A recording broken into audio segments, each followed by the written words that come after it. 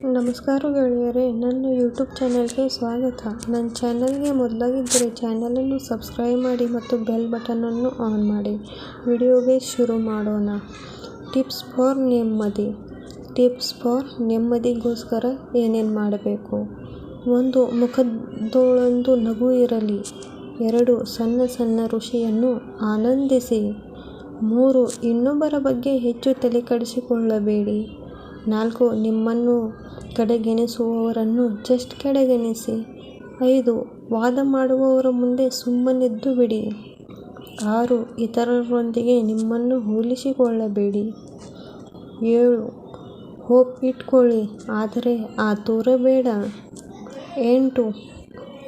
ತೋರಿಕೆಗಾಗಿ ಆಡಂಬರ ಮಾಡಬೇಡಿ. 8. ಎಲ್ಲರ ಜೊತೆ ನಗುತ್ತಾ ಮಾತನಾಡಿ. 9. ಪ್ರತಿಕ್ಷಣವೂ ಕುತೂಹಲದಿಂದಿರಿ.